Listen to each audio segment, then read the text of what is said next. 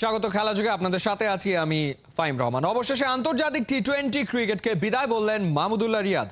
ভারতের বিপক্ষে সিরিজের শেষ ম্যাচ খেলেই টি-20 ফরম্যাট থেকে অবসরে যাবেন সাইলেন্ট কিলার। তবে চালিয়ে যাবেন ওয়ানডে ক্রিকেট। ভারতের দিল্লি থেকে নাহিয়ান বিন জসিমের পাঠানো report.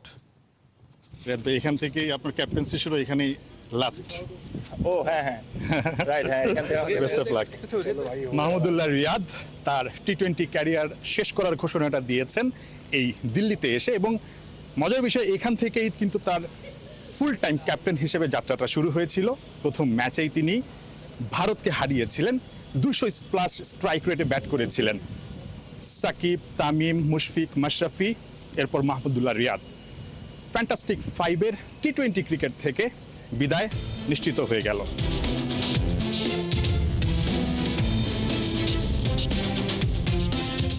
Good bye the silent killer Mahmudullah Riyad. আন্তর্জাতিক টি-20তে দেশের পক্ষে এখন পর্যন্ত সবচেয়ে বেশি ম্যাচ খেলা, ক্যাপ্টেন হিসেবে বাংলাদেশকে সর্বোচ্চ জয় এনে দেয়া, ঘরের মাঠে মাইটি অস্ট্রেলিয়া আর নিউজিল্যান্ডকে সিরিজে হারানো, নিদাহাস ট্রফির ফাইনালে তোলার নায়ক। অবশেষে 17 বছরের ক্যারিয়ারের ইতি টানার ঘোষণা দিলেন 139 টি-20 ম্যাচ খেলার পর। অ্যাকচুয়ালি আমি যখন ইন্ডিয়া সিরিজের জন্য প্র্যাকটিস করছিলাম তখন থেকে অ্যাকচুয়ালি আমি চিন্তাভাবনা শুরু করেছিলাম। তো আমি আমার ফ্যামিলির সাথেও কথা বলেছিলাম। প্রবাবলি তারা চিন্তা করছিল যে probably this is not the right time, but আমার কাছে মনে হয়েছে এটা সঠিক সময়, এবং আমি তাদেরকে বেশ কিছু বিষয় বোঝানোর চেষ্টা করেছি, এবং তারপরে হয়তো তারা বুঝতে পেরেছেন। শুরু সেই 2007-এ, শেষের গল্পটা 17 বছর পরে। শুরুর মতো শেষটাতেও প্র্যাকটিসে সিরিয়াস মাহমুদুল্লাহ রিয়াদ। লম্বা যাত্রার শেষের শুরু, দীর্ঘ ক্যারিয়ারে সঙ্গী হয়েছে অনেক আক্ষেপ আর সুখ। যদি আমি বলি যে 2016-এ ব্যাঙ্গালোরে against India, probably that was one of the most probably frustrating moment and probably one of the most life changing moment for me, because that was a big learning curve that I feel. তো এটাই, but এছাড়া best moment probably Nidahas trophy, the match that we have won, that was probably the best one. 2023 বিশ্বকাপে এই ইন্ডিয়াতেই century করার পর বলেছিলেন অনেক কথা জমে আছে, সেই কথাটা তিনি বলবেন। সেই উত্তরটাও তিনি দিয়েছেন, জানিয়ে দিয়েছেন ভালো একটা সময় দেখে তার সব কথা, মনের কথাগুলো আসলে তিনি বলবেন। না, ওটা বলবো, আমি ভুলি নাই ওটা বলবো ইনশাল্লাহ,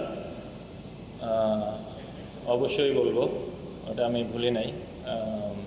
but probably this is not the right time again, যখন আমার সময় হবে। কারণ আমি সবসময় বিশ্বাস করি যে আমি খেলা শুরু করেছি আমার টার্মসে, আমি বিদায় নেব ইনশাল্লাহ আমার টার্মসে। ইনশাল্লাহ আল্লাহ যদি তৌফিক দান করেন এবং আল্লাহ যেন সহায় থাকেন আমার উপর। আর ওটা আপনারা সময় মতো ইনশাল্লাহ পাবেন, তখন গরম খবর। দিল্লিতে অবসরের আনুষ্ঠানিক ঘোষণা দিলেও টি-20-র শেষ ম্যাচটা খেলবেন সিরিজের শেষ ম্যাচে হায়দ্রাবাদে।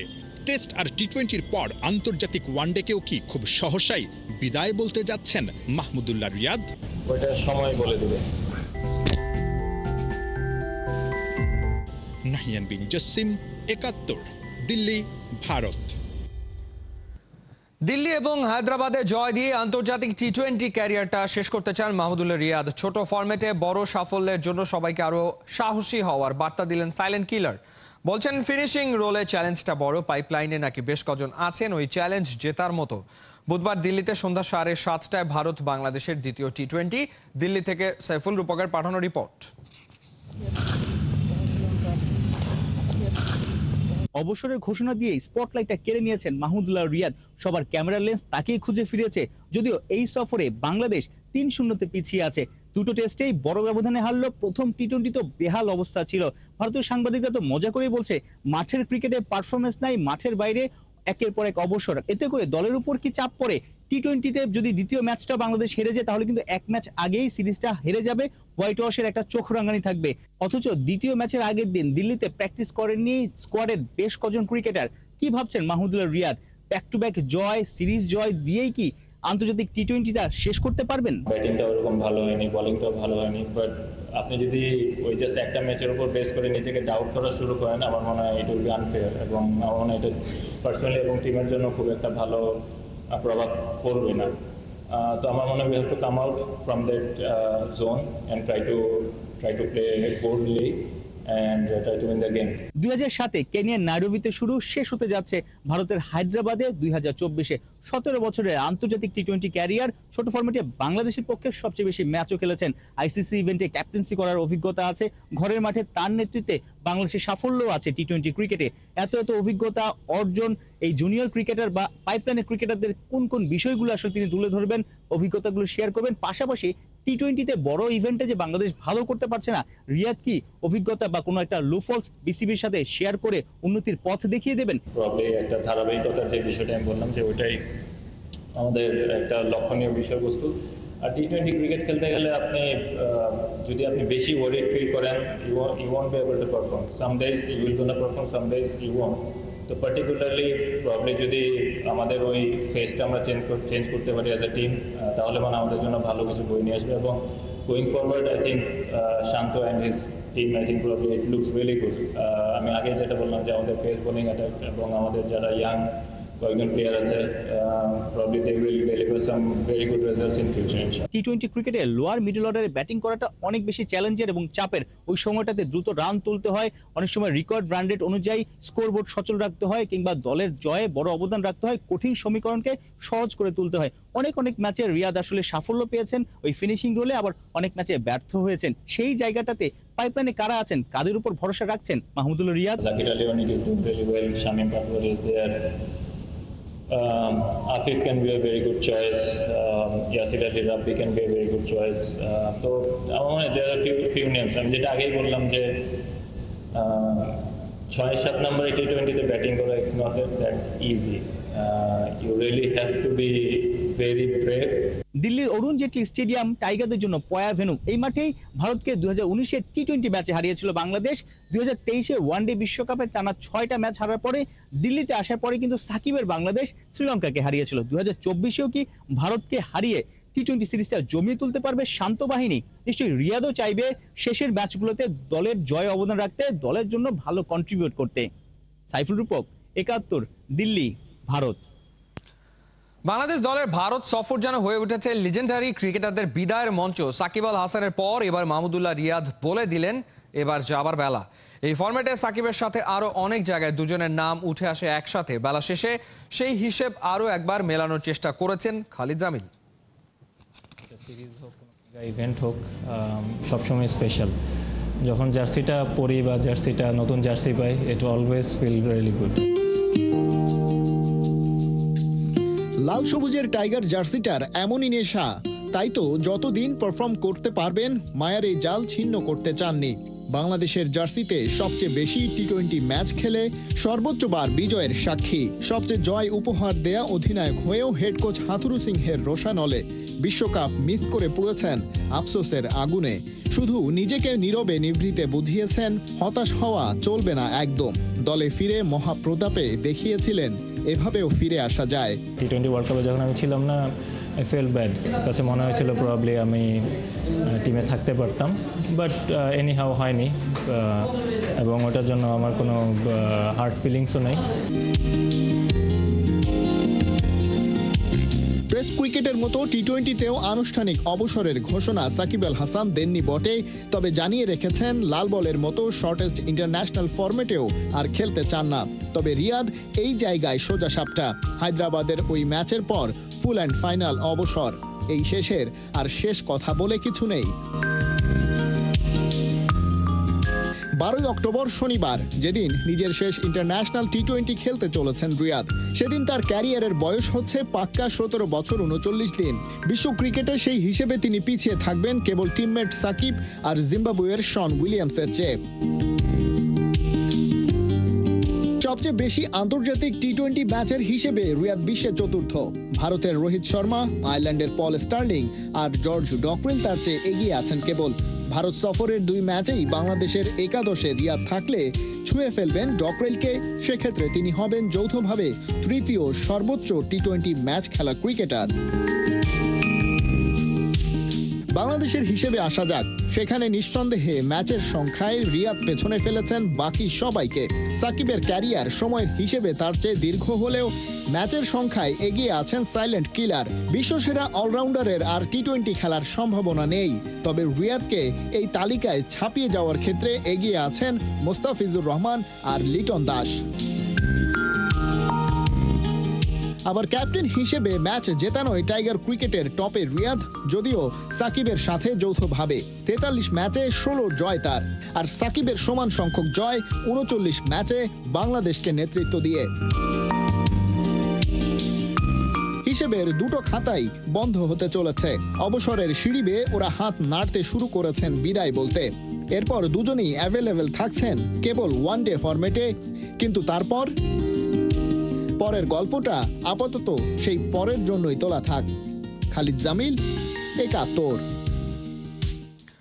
2 ম্যাচের বিরতিতে নারী টি-20 বিশ্বকাপের প্রথম ধাক্কাটা সামাল দিয়ে উঠতে চায় বাংলাদেশ। মঙ্গলবারের ট্রেনিং সেশন শেষে সেটাই জানালেন রাবেয়া নাহিদারা।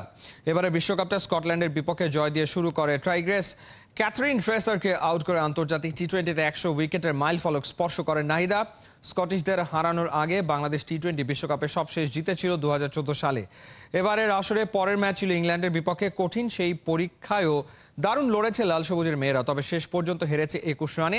পরাজয় ব্যবধান কমিয়ে আনা গেলেও ম্যাচ হাতছাড়া হওয়ার আফসোসে পুড়েছে সবাই। বিশ্বকাপে পরের ম্যাচ ওয়েস্ট ইন্ডিজের বিপক্ষে বৃহস্পতিবার। তার আগেই জেতার সব প্রস্তুতি সারছে নিগার সুলতানার দল। অবশ্যই এমন একটা হার আমাদের জন্য খুব কষ্টদায়ক, খারাপ লাগার একটা জায়গা। এই জায়গা থেকে বের হওয়া, কীভাবে আরেকটু ডেভেলপ করা যায়, আমাদের মেন ম্যাচটাতে কাজে লাগানো যায়। অবশ্যই এটা আমাদের জন্য অনেক গুরুত্বপূর্ণ যদি আমরা সেমিফাইনাল খেলতে চাই। সো আমাদের জন্য এই 2টা ম্যাচই খুব ইম্পর্টেন্ট। আমার কাছে মনে হয় যে আগামী নেক্সট যে ম্যাচটা আমাদের ওয়েস্ট ইন্ডিজের সাথে, ওইটা খুব ভেরি ভেরি ইম্পর্টেন্ট। অনেক বড় একটা সুযোগ ছিল, বাট আগামী ম্যাচ আরও 2টা ম্যাচ বাকি আছে। সো আমরা সবাই আত্মবিশ্বাসে আছি, কোনো ভাবাভাবি মানে আমরা জয়ের জন্য খেলতে যাব আর কি। বাংলাদেশ সিরিজে সাফল্যের পরও সমালোচিত ভারতের কোচ গৌতম গম্ভীর। দায়িত্ব নেওয়ার 2 মাস হতে না হতেই সাফল্যের ক্রেডিট তাকে দেওয়াতে চটেছেন সুনীল গাভাস্কার। বিখ্যাত ধারাভাষ্যকারের বক্তব্যে তীব্র ঝাঁজ। বিস্তারিত মাহদি হাসানের রিপোর্টে। খেলার মাঠে এমন এক চরিত্র যাকে পছন্দ করতে পারে না ময়দানের বাইরে যেমন, ভেতরেরও বহু ক্যারেক্টার। নক্ষত্রের মতো প্লেয়িং ক্যারিয়ার শেষে কোচিংয়েও ঝড়ঝড়ে আলো, তবু অ্যাটিটিউডে গৌতম গম্ভীরের ভয়াবহ ঝামেলা। গায়ের সাথে লেগে থাকা অভিযোগের সেই জামাটা বদলানো হয়নি। যতই অজনপ্রিয় বাইরে, ভারতে এক বিরাট কোহলি বাদে কারো সাথেই ঝামেলায় জড়িয়েছেন এমনটা কখনো আসেনি প্রকাশ্যে। তবে পর্দার বাইরে এমন অধ্যত্ত থাকতে পারে না, সেই গ্যারান্টি কিংবা ওয়ারেন্টিও সম্ভবত কেউ দিতে পারবে না। সে কারণে কিনা কে জানে, টিম ইন্ডিয়ার বর্তমান হেড কোচকে 2 চোখে দেখতে পারে না খোদ ভারতেই অনেকেই। কিংবদন্তি সুনীল গাভাস্কারের কথাতেই আছে চূড়ান্ত ঝাঁজ। বাংলাদেশের সাথে টেস্ট সিরিজে আগ্রাসী ঘরনা ক্রিকেট খেলেছে ভারত, আর সেই সাফল্যের জন্য গম্ভীরকে ক্রেডিট দিচ্ছে তার ভক্তরা। বাস বলের আদলে ওরকম অ্যাটাকিং স্ট্র্যাটেজির নাম দিয়েছে গাম্বল। তাতেই মেজাজ হারিয়েছেন সানি ভাই। গম্ভীর ভারতের কোচ হয়েছে সবে 2 মাস। এখনই ওর নামের সঙ্গে খেলার কৌশল জুড়ে দেওয়াকে 5 আটার শ্রেষ্ঠ উদাহরণ মনে করি। ম্যাককালাম যেভাবে ব্যাট করত, সেভাবে গম্ভীর কোনোদিন ব্যাট করেছে কিনা জানা নেই। যদি কাউকে ক্রেডিট দিতেই হয় তাহলে রোহিতকেই দেওয়া উচিত, আর কাউকে না। সুনীল গাভাস্কারের তীর্যক আক্রমণের পর সামাজিক যোগাযোগের দুনিয়ায় লেগে যাবার দশা। বিশ্বযুদ্ধ কেন এত ঝাঁজ ক্রিকেট মাঠের পাশাপাশি কমবক্সের কিংবদন্তি সানি ভাইয়ের? প্রাসঙ্গিক যে কোচ হওয়ার আগে কমবক্সেও হাজির হতেন নিয়মিত, সেখানে কি কখনো হয়েছিল কোনো অপ্রকাশিত হট্টগোল? অসম্ভবের কি আছে? সব ধরনের গোলমালে ঢুকে পড়াটাকে সম্ভব করাটাই তো গম্ভীরের ক্যারিয়ারের গুরুত্বপূর্ণ হাইলাইট। মাহদি হাসান, 71। কোনো প্যানেল নয়, বাফুফের নির্বাচনের সভাপতি পদে একাই নির্বাচন করবেন তাবিদ আউয়াল। অতীতে স্বতন্ত্র প্রার্থী হিসেবে লড়েছেন বেশ কয়েকবার, সেটাই তার বড় আত্মবিশ্বাস। সেই সাথে 71কে দেয়া একান্ত সাক্ষাৎকারে তাবিদ আউয়াল বলেন, আত্মগোপনে কিংবা দেশের বাইরে থেকে নির্বাচনে অংশ নেওয়ার বিষয়টা আইনি দিক থেকে খতিয়ে দেখা উচিত। অনুবাপী রিপোর্ট। যতই ফুটবল ফেডারেশনের নির্বাচনের দিন ঘনিয়ে আসছে ততই কিন্তু উত্তপ্ত হচ্ছে ফুটবল অঙ্গন। বুধবার থেকে শুরু হবে মনোনয়নপত্র বিলি। এরই মধ্যেই কিন্তু নানা দিকের নানা কথা মেরুকরণ হচ্ছে নানাভাবে। সভাপতি পদে নির্বাচন করবেন পরীক্ষিত সংগঠক, একসময় ফুটবলার, যিনি একাধিক ক্লাবও চালিয়েছেন, তিনি তাবিদ আওয়াল। তিনি আমার সঙ্গে আছেন। একটা গুঞ্জন ছিল আপনি পুরো প্যানেল নিয়ে ফুটবল ফেডারেশন নির্বাচন করবেন, এখন কি পরিস্থিতিতে আছে? ধন্যবাদ। জি, দেখতে দেখতে একটা নির্বাচন চলে আসলো, তা আমি এবার ঘোষণা দিয়েছিলাম যে আমি প্রেসিডেন্ট পদে লড়বো। গুঞ্জন তো অনেক কিছুই থাকে, তা আমি কোনো গুঞ্জনের ব্যাপারে কোনো কমেন্ট করতে চাচ্ছি না, তাহলে কথা শেষ হয় না। বাট মূলত এই মুহূর্তে প্যানেল নিয়ে কোনো পরিকল্পনা নাই। আমি ওয়েট করছি যে কারা কারা ইন্টারেস্টেড ইলেকশনটা করার জন্য, কোন কোন পদে। তো তখন বিবেচনা করব বেসড অন কারা কারা আসতে চান, কারা কারা নমিনেশন ফর্ম কিনেছেন, কারা কারা দাখিল করেছেন। তখন একটা প্যানেলের বিষয় আসতেও পারে, অথবা কোনো প্যানেলে নাও হতে পারে। তাবিদ আওয়ালের এই সিদ্ধান্তে মাথায় হাত কাজী সালাউদ্দিনের। তার কাছের মানুষ মাহফুজা আক্তার কিরণ, সত্যজিৎ দাস রূপুদের একই প্যানেলে বসিয়ে আবার বাফুফের দায়িত্বে আনার পরিকল্পনা ভেস্তে গেছে। বিগত 2 ইলেকশনেও কিন্তু যখন আমি ভাইস প্রেসিডেন্ট পদে লড়ছিলাম, আমি কিন্তু প্যানেলে ছিলাম না। আমি হয়তো জিতার পরে মানে একটা টিম ওয়ার্ক হিসেবে কাজ করেছিলাম। তাই অনেকে মনে করতে পারে যে কাজের ধরন দেখে যে প্যানেলের সাথে ছিলাম। আসলে কিন্তু আমি 2 নির্বাচনে কিন্তু প্যানেলের বাইরের থেকে নির্বাচিত হয়েছি। আত্মগোপনে থেকে বা দেশের বাইরে থেকে নির্বাচন করাটাকে আপনি সমর্থন করেন কিনা? আত্মগোপনে কেন আছে? যদি কোনো কারণে কোনো রিয়েল ক্রিমিনাল ইস্যুতে, অফেন্সে কেউ আত্মগোপনে থাকে বা জেলে থাকে বা নির্বাচন না থাকতে পারে, তাহলে আমি মনে করি সেটা ফিজিক্যাল প্রেজেন্সের বাইরে ওই লিগ্যাল প্রেজেন্সটা বিবেচনা করা উচিত। ফিফা র্যাঙ্কিংয়ে তলানিতে বাংলাদেশের অবস্থান। দীর্ঘদিন ধরে ফুটবল ফেডারেশনের দায়িত্বে থাকাদের এবার কঠিন পরীক্ষা। হয়তো শীঘ্রই আওয়াজ উঠবে, পুরনোদের বয়কট করবে সবাই। আমি যে কাজটাই করি আমি শক্তভাবেই করি, কারণ সেটা আমি মনে করি হলো আমার জিতার একটা স্কিলস। অনুবাপী, 71। এখন ইম্পর্টেন্ট হলো যে চলছে খেলাযোগ সরাসরি সংবাদ অনুষ্ঠান দেখতে চোখ রাখুন 71-এর ফেসবুক পেজে এবং সাবস্ক্রাইব করুন 71-এর ইউটিউব চ্যানেলে। 71-এর সাথেই থাকুন।